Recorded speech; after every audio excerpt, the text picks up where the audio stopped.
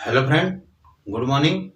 मैं सुरेंद्र कुमार काला आप सभी का हार्दिक अभिनंदन करता हूं आपके अपने YouTube channel unique study point पर। और आज हम जो टॉपिक लेकर आए हैं, कल की क्लास में हमने जो किया था विद्युत क्षेत्र की तीव्रता, उसी के ऊपर आधारित क्वेश्चन है। आवेशों के निकाय के कारण विद्युत क्षेत्र, आवेशों के निकाय के कारण विद्युत क्षेत्र, यानी किसी एक बिंदु पर विद्युत क्षेत्र ज्ञात करना है। विद्युत क्षेत्र है, इसका मतलब विद्युत क्षेत्र की तीव्रता ही ज्ञात करनी है। यहाँ पे भी जो अपने जो अध्यारोपण का सिद्धांत वाला फॉर्मूला है वो काम आने वाला है। वहां पे हमने क्या किया था कि किसी एक आवेश पर अन्य सभी आवेशों के द्वारा लगने वाले कुलामी बलों के योग, कुलामी बलों के सदिश योग के बराबर होता है। यही होता है कुल बल। अब यहाँ पे क्या है, किसी एक बिंदु पर आवेशों के निकाय के कारण विद्युत क्षेत्र की तीव्रता उस निकाय में उपस्थित सभी आवेशों के कारण बिंदु पर विद्युत क्षेत्र की तीव्रताओं के सदिश योग के बराबर होता है। तो यहाँ पे भी हम उसी हिसाब से चलेंगे, तो ध्यान रखना है। तो आज का हमारा टॉपिक है विद्युत क्षेत्र की तीव्रता किसके कारण? आवेशों के निकाय के कारण। ठीक है, तो हम आगे बढ़ते हैं। उसके पहले इस क्लास को आप अपने साथियों के साथ शेयर कर दीजिए जल्दी से जल्दी, और हम अपने टॉपिक को आगे बढ़ाते हैं।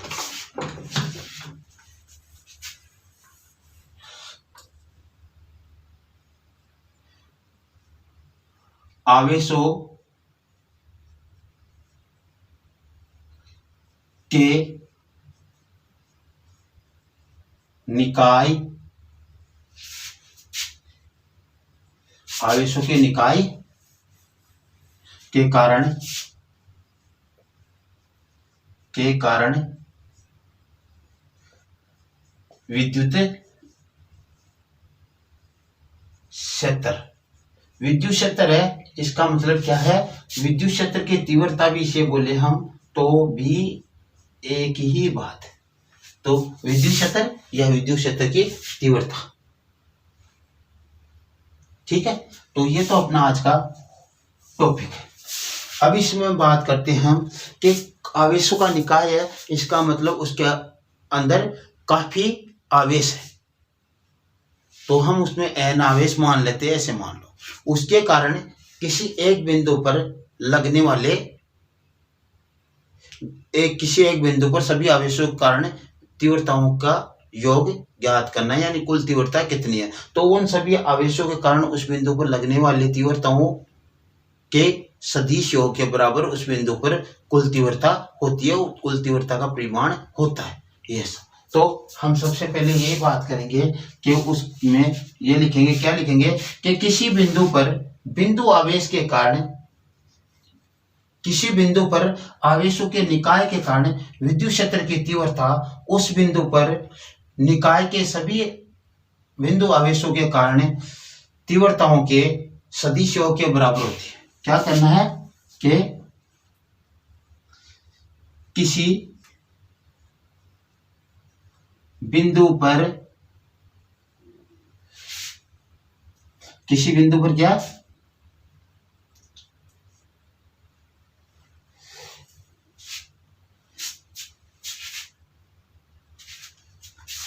आवेशों का निकाय है तो आवेशों का निकाय लेना है। किसी बिंदु पर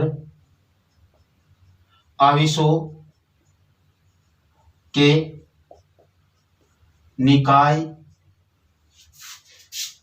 के कारण विद्युत क्षेत्र की तीव्रता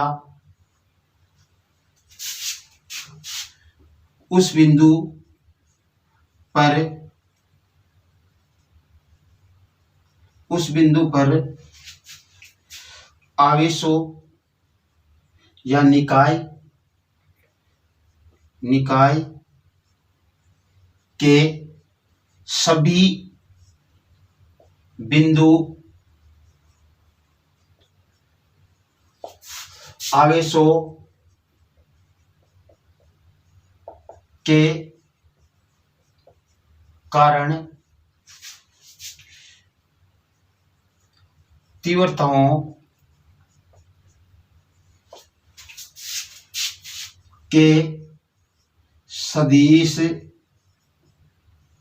योग के बराबर होती है। क्या कह रहा है, देखो इसको समझो। ये कह रहा है कि आवेशों के निकाय के कारण विद्युत क्षेत्र की तीव्रता ज्ञात करनी है, यानी किसी बिंदु पर विद्युत क्षेत्र की तीव्रता हमें ज्ञात करनी हो आवेशों के निकाय के कारण। तो किसी बिंदु पर विद्युत क्षेत्र की तीव्रता सभी आवेशों के कारण विद्युत क्षेत्र की तीव्रताओं के योग के तीव्रताओं के सदिश योग के बराबर होती है। इसका छोटा सा आप ऐसा लिखना चाहो तो ऐसे भी लिख सकते हैं, क्या, या किसी बिंदु पर विद्युत क्षेत्र की तीव्रता सभी आवेशों के कारण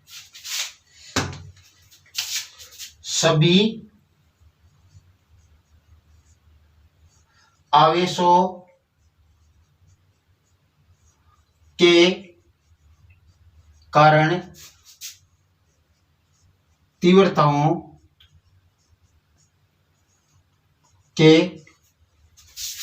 सदिश योग के बराबर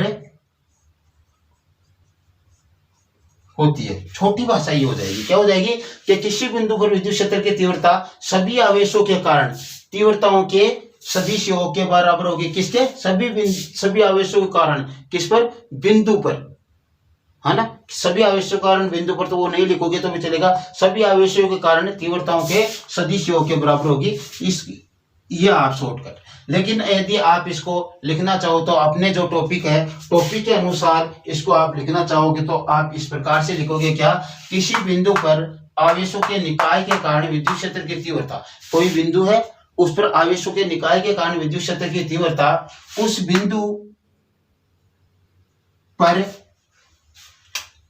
पर ले लेना, उस बिंदु पर निकाय के सभी बिंदु आवेशों के, उस निकाय में बिंदु आवेशित हो ना, निकाय के सभी बिंदु आवेशों के कारण तीव्रताओं के सदिश योग के बराबर होती है।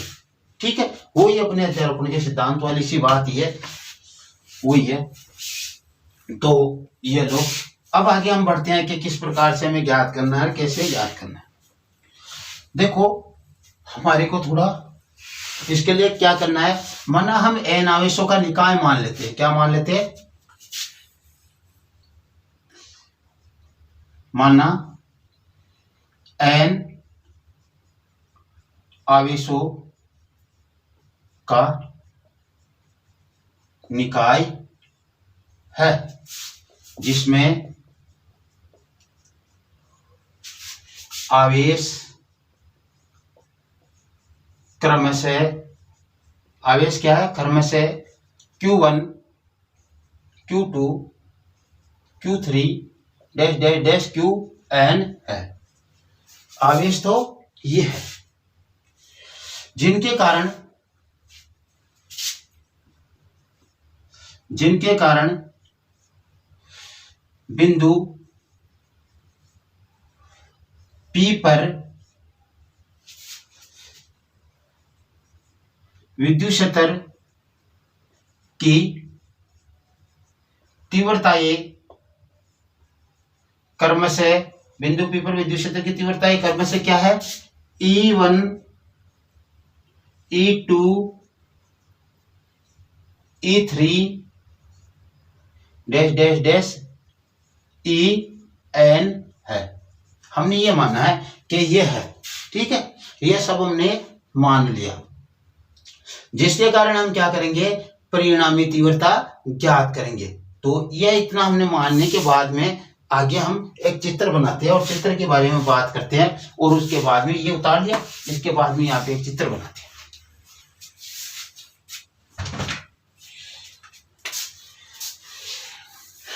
चित्र क्या है, देखो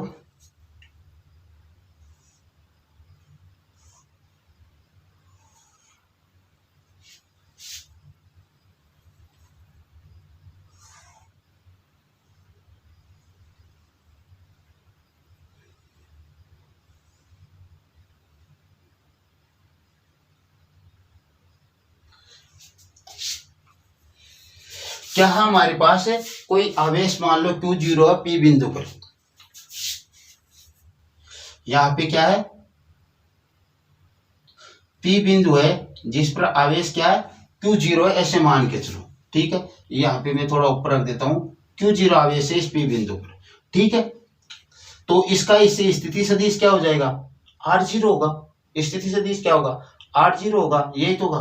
तो ये O से इसका स्थिति सदिश हमें क्या प्राप्त होगा R0 प्राप्त होगा। यहाँ पे इसमें आवेश है Q0,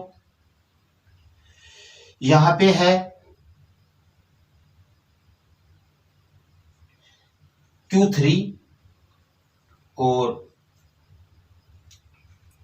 यहाँ पे है Q0, तो यहाँ पे ना, यहाँ पे Q1, यहाँ पे Q2, ये आवेश है यहाँ पे।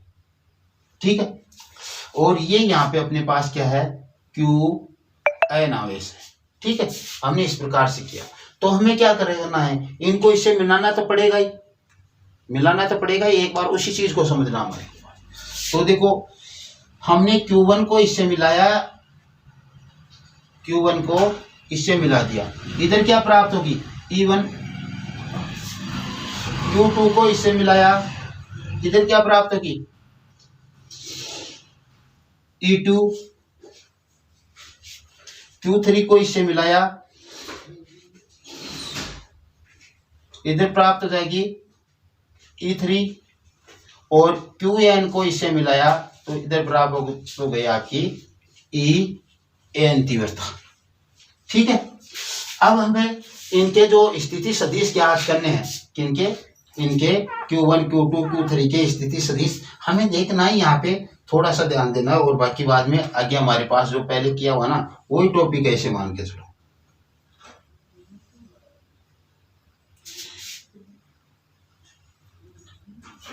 ठीक, इसको इससे मिलाया देखो Q1 को,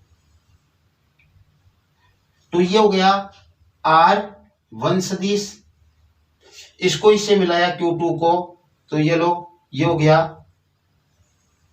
R2 सदिश। Q3 को इससे मिलाया O से, तो ये R3 सदिश हो गया, और Qn को O से मिलाया तो ये Rn सदिश हो गया, Rn सदिश। ठीक है, Rn सदिश प्राप्त हो गया हमारे को। अब थोड़ा सा हमें समझना है इसमें करना क्या है। देखो एक चीज को समझेंगे ना हमारे सब कुछ समझ में आ जाएगा, इतना हमारे को समझने की आवश्यकता नहीं। हमारे को देखो ये तो यहाँ पे ये R0 है, क्या है ये R0 ही तो ना, Q0 से O तक की दूरी, और ये है R1, और हमें आवेश तो इनके मध्य लगता है। हमने पिछले क्लास में जो किया था वो क्या किया था, प्लस Q आवेश के कारण R दूरी पर स्थित बिंदु P पर विद्युत क्षेत्र की तीव्रता की गणना की थी, और उस पे क्या किया था हमने, यहाँ पे हमने माना था Q0 आवेश, परिणामी आवेश Q0 माना था P पर। और फिर हमने क्या किया था, पहले तो F याद किया था, F के कारण क्या प्राप्त होता K Q0 या K Q0 अपॉन R², यही तो प्राप्त हुआ था। फिर हमने E का मान ज्ञात किया था, E का मान ज्ञात किया था तो क्या प्राप्त हुआ था K Q अपॉन R², ये प्राप्त हुआ था क्योंकि Q0 का हमने इसमें भाग दिया था, F अपॉन Q0 था, तो हमने इसमें मान रखा K Q0 अपॉन R², और बटा Q0 से Q0 cancel, K Q upon R² प्राप्त हुआ था। लेकिन यहाँ पे तो दो आवेश इस तरीके से थे तब हमारे पास प्राप्त हो गया। लेकिन यही आवेश यदि इस तरीके से होते हम क्या प्राप्त करते, देखो देखना ही मैंने, यदि यहाँ पे मूल बिंदु है, क्या है मूल बिंदु O है, तब ये हो जाता है इसके सापेक्ष इसका मान मान लो ये हम मानते तो ये R हो जाता, और ये हो जाता R0, तो इसका मान क्या होता, इसको Q1 मान लो या R1 हो जाता, इसका मान क्या होता, इधर से इधर जाते तो इससे इस पर ही तो लग रहा था बल, तो उस समय हमारे पास होता R01 ही होता ना। अब यहाँ पे देखो R01, R02, R03, R04, इस प्रकार से हमारे पास ये मान आएगा, तो ये तो आ जाएगा R01 सदिश, ये आ जाएगा R02 सदिश, और ये आ जाएगा R03 सदिश ये वाला, और ये हो जाएगा इधर वाला r0n सदिश। इस प्रकार से तो प्राप्त होगा, यानी इनके बीच की दूरी तो हमारे काम पर आई थी। ये देखो यहाँ पे क्या क्यू अपॉन आर स्क्वायर वाली बीच की दूरी, तो इन दोनों आवेशों के बीच की दूरी तो ये है ना, तो इनसे हमें प्राप्त करना है। तो हमें जो करना है वो देखो किस प्रकार से करना है, चित्र के अनुसार चलेंगे। सबसे पहले लिखेंगे अतः क्या लिखेंगे, n बिंदु आवेशों के कारण बिंदु P पर कुल परिणामी तीव्रता या परिणामी तीव्रता। अतः n बिंदु आवेशों के कारण परीक्षण बिंदु तो ना P, परीक्षण बिंदु P पर परिणामी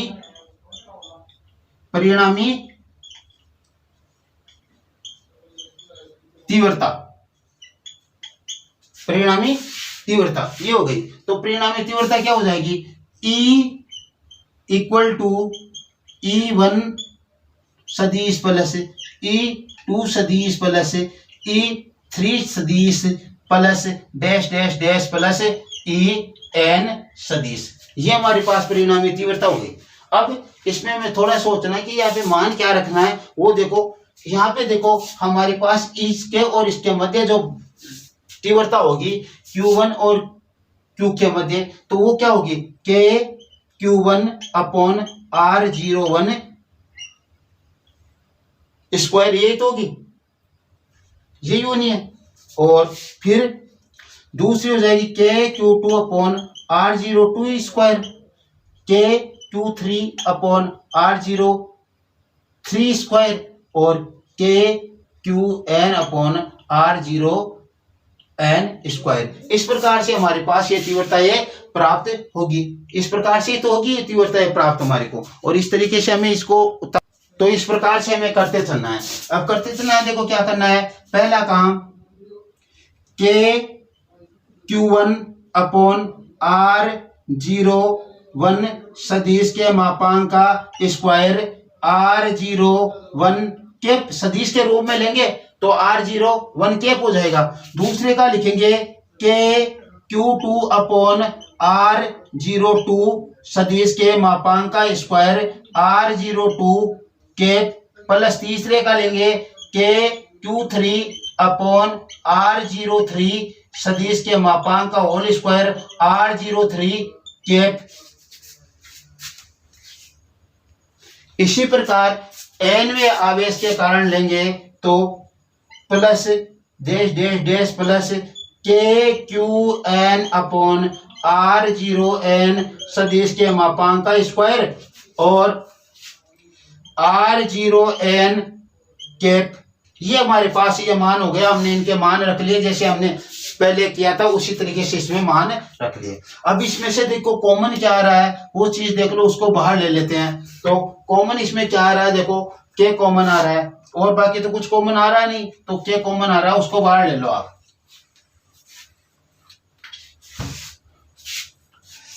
तो ये लो E सदिश इक्वल टू K, कोष्टक में क्या आ जाएगा Q1 अपॉन R01 सदिश के मापांक का स्क्वायर और R01 cap plus Q2 R02 सदिश के मापांक का square R02 cap plus Q3 R03 सदिश के मापांक का होल स्क्वायर R03 कैप और plus dash dash dash plus QN R0N सदिश के मापांक का स्क्वायर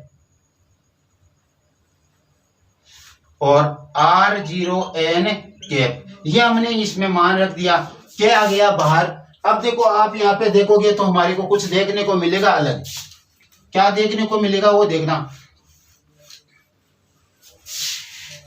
यहाँ पे देखो शून्य तो सभी में है, यहाँ पे 1, यहाँ पे 2, यहाँ पे 3, यहाँ पे n तक गया, यहाँ पे 1 2 3 n तक गया, यहाँ पे देखो 1 2 3 n तक गया। तो हम इसे सिग्मा के रूप में लिखेंगे।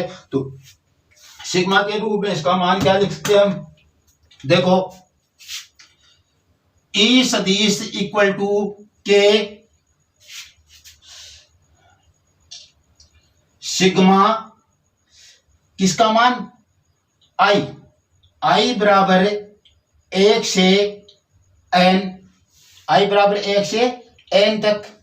और फिर क्या देखो क्यू आई हो गया, क्यू आई, क्यू का मान आई का मान 1 रखेंगे, क्यू आई का मान 1 रखेंगे तो Q1 वाला आ जाएगा, आई का मान 2 रखेंगे तो Q2 वाला आ जाएगा, आई का मान 3 रखेंगे तो Q3 वाला, n रखेंगे तो Qn वाला आ जाएगा। और बट्टा नीचे क्या गया, R0 आई सदिश के मापांक का स्क्वायर और R0 आई कैप, ये हमारे पास मान प्राप्त हो गया। ठीक है, अब इसको आप कोष्टक को उठाकर ऐसा रखना चाहो तो ऐसे भी रख सकते हो, सिग्मा आई का मान 1 से n और ये Q I upon sigma are आई सदिश का मापांक स्क्वायर R0 आई कैप, ये हमारे पास इसका मान हो गया। ठीक है, इतना हमारे पास क्या हुआ, कुल तीव्रता याद आई। यदि आप यहां तक करो तो भी सही है, यहां तक भी आपका कोई गलत नहीं, यहां तक भी सही है। आगे बढ़ना चाहो तो आगे बढ़ लो, आगे बढ़ेंगे तो क्या आएगा, देखो हमारे पास जैसे मान लो के ए कैप है, ए कैप सदिश है, उसका मान ज्ञात करना है ए कैप का, तो हम ऊपर तो क्या लिखेंगे, सदिश बटा सदिश का परिमाण, तो ये तो आ गया ए सदिश बटा नीचे ए सदिश का परिमाण, यानी एकांक सदिश की बात करें, एकांक सदिश तो उसका सूत्र होता है सदिश बटा सदिश का परिमाण, सदिश का परिमाण ये होता है, सही है, दिखाई दे रहा नहीं, हाँ, सदिश बटा सदिश का परिमाण ये सूत्र होता है। तो हमने क्या बराबर सदिश बटा सदिश का परिमाण कर दिया, लेकिन हमारे यहाँ पर क्या है, देखो R0 आई कैप है, तो हम क्या लिखेंगे, R0 आई सदिश बटा R0 आई सदिश का मापांक, और ये मान यदि हम इसमें पुट करें यहाँ पे, तो देखो हमारे को क्या प्राप्त होने वाला है, क्या प्राप्त होगा, देखो ई सदिश इक्वल टू लिखेंगे के सिग्मा आई का मान 1 से n, और ये तो ऐसा का ऐसा आ जाएगा क्यू आई बटा R0 आई सदिश के मापांक का स्क्वायर, और यहाँ पे देखो R0 आई, इसका मान हम यहां से ये रखें तो ये क्या हो जाएगा, R0 आई सदिश बटा R0 आई सदिश का मापांक, और ये इससे गुणा कर क्या हो जाएगा, इसको क्यूब में बदल देगा, तो क्यूब में जैसे करेंगे यहां तक करोगे तो भी सही है, और वरना आप यहां तक पहुंचोगे तो ये और भी सही है। के सदिश सिग्मा आई का मान 1 से n, और ये आ गया आपका क्यू आई अपॉन R0 आई सदिश का मापांक की घात 3 यानी क्यूब, और R0 आई सदिश, ये समीकरण उसको 1 माने तो ये 2, ये भी सही है। और इसको आगे यदि आप बदलना चाहो, जैसे हमारे पास क्या आया था, R0 2 1 सदिश आया था, तो उसको हम लिखा था R2 माइनस R1 सदिश, ऐसे ही लिखा था ना, तो इसमें आप क्या करोगे, R0 माइनस RI हो जाएगा, तो आप इसको ऐसा भी कर सकते हो कि सिग्मा आई का मान 1 से n Q I upon R0 minus RI ये सदिश, और इनके ऊपर ये घात 3, और यहाँ पे R0 माइनस RI ये इस प्रकार से आ जाएगा, तो ये भी आपका मान हो सकता है 3, और के का मान रखोगे तो 1/4 पाई एप्सिलॉन नॉट हो जाएगा, वो आगे मैं उधर और लिखकर बता देता हूँ आपको। इसी के बराबर मान ये भी हो सकता है 1/4 पाई एप्सिलॉन नॉट सिग्मा आई का मान 1 से n 4 pi epsilon not I का मान 1 से n Q I upon r0 सदिश माइनस r i सदिश की घात 3 और ये r0 सदिश माइनस r i सदिश। इस प्रकार से समीकरण नंबर 4। तो 1 तक पूछोगे तो भी सही है, 2 तक पूछोगे तो भी सही है, 3 तक पूछोगे तो भी सही है और 4 तक पूछोगे तो भी सही है, कोई दिक्कत नहीं, किसी में भी सभी ठीक है। लेकिन आपको पूछ लिया जाए कि ये सिद्ध करना है तो आपको यहाँ तक ही पूछना होगा, कहा जाए ये सिद्ध करना है तो आपको यहाँ तक, वो एक ही बात है, के का मान ही तो रखा हुआ, ये तो एक ही है, ठीक है। तो इस प्रकार से हम ये कर सकते हैं। तो आवेशों के निकाय के द्वारा विद्युत क्षेत्र की तीव्रता या विद्युत क्षेत्र ज्ञात किया जाए, वो इस तरीके से ज्ञात करेंगे आज की जो क्लास में किया। अब आगे हम थोड़ी सी बात करते हैं इसके बारे में, आगे थोड़ा वो भी हमारे को थोड़ी मालूम होनी चाहिए क्या है। देखो विशेष बात करते हैं कुछ।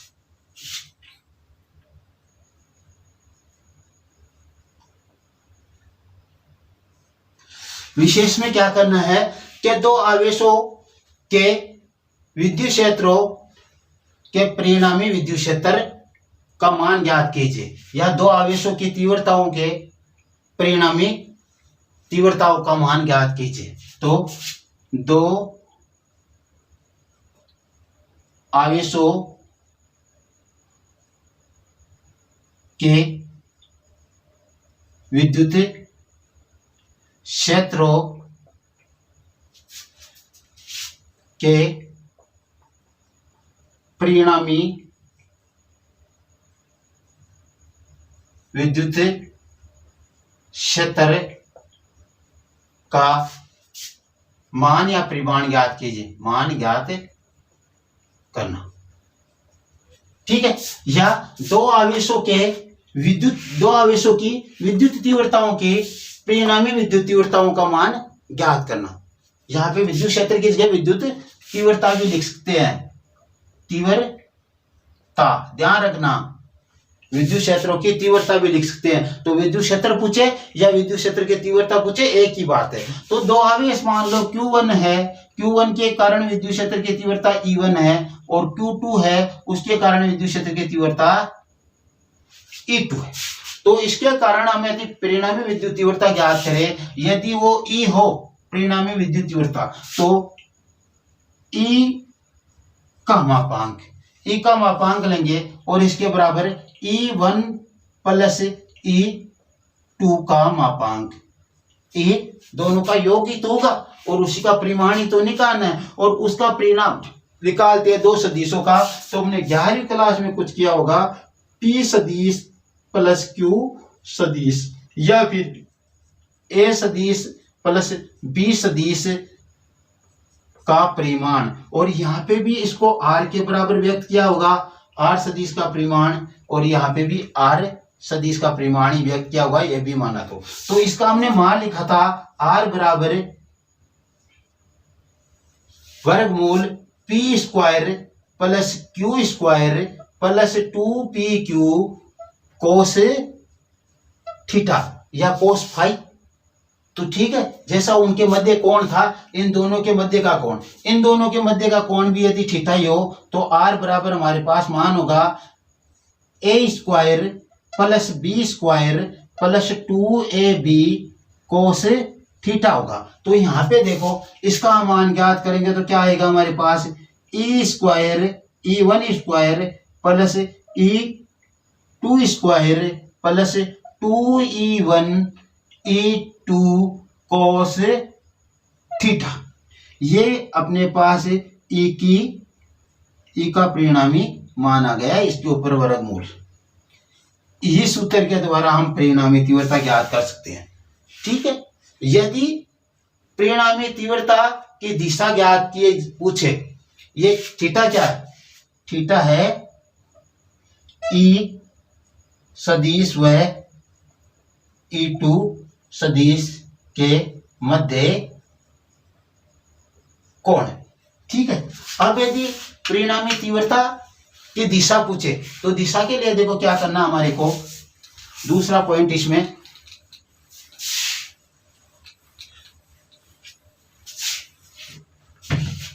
परिणामी तीव्रता की दिशा, परिणामी विद्युत क्षेत्र या विद्युत तीव्रता, परिणामी विद्युत तीव्रता या विद्युत क्षेत्र की दिशा किस किस की, E1 सदिश व E2 सदिश की, E1 सदिश व E2 सदिश की दिशा। यहाँ पे दिशा लगा हुआ, आगे ध्यान रखना।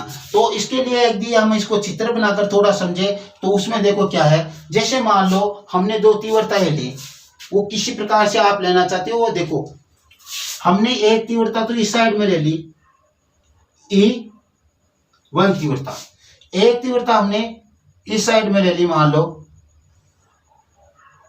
यह है आपकी E2 तीव्रता, और इन दोनों के जो मध्य कोण है ना, ये वाला कोण है थीटा, ये वाला कोण क्या है, थीटा है दोनों तीव्रताओं के मध्य। हम परिणामी तीव्रता ज्ञात करते हैं तो क्या करते हैं, इसके मध्य से एक बिंदु, इससे यहां से परिणामी विपरीत दिशा में तो आता है। यदि हम इस सदिश को यहाँ पे लगा दे, यदि हम इस सदिश को यहाँ पे लगा दे, इसके यहाँ पे नोक पे, तो ये कुछ इस प्रकार से ही तो प्राप्त होगा ना।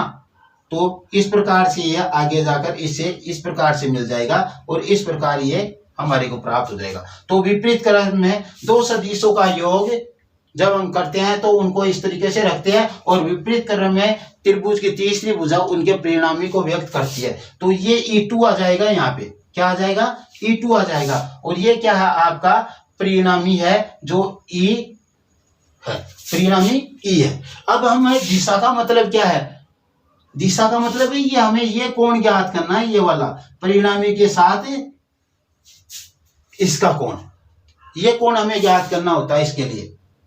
तो ये कोण, इस कोण को अल्फा मान लेना, क्या मान ले, इस कोण को अल्फा मान लेना। तो अल्फा हम क्या लगाएंगे, tan अल्फा का सूत्र लगाएंगे, और tan अल्फा बराबर, आपको सीधा याद रखना, अपनी यहाँ पे टॉपिक नहीं है, E2 साइन थीटा बटा E1 plus E2 cos theta, ये इसका सूत्र हो जाता है। tan अल्फा बराबर, इस पर से आपको तो बोलते हैं tan z, यानी इस पर से आके तो यही तो हो जाएगा इसका कोण। तो ये क्या होगा, E2 साइन थीटा, E2 के साथ तो साइन ले लेना है, और E1 के साथ कुछ नहीं लेना, ऊपर E2 साइन थीटा, नीचे E1 plus E2 cos theta. इस प्रकार से ये हमारा इसकी दिशा ज्ञात हो जाएगी। तो आज की क्लास में इतना ही। यदि ये क्लास आपको पसंद आई हो तो आप इसे ज़्यादा से ज़्यादा अपने साथियों के पास शेयर कीजिए, जिससे ज़्यादा से ज़्यादा स्टूडेंट हमारे से जुड़े और उन्हें ज़्यादा से ज़्यादा फायदा मिले। Okay, thanks, bye.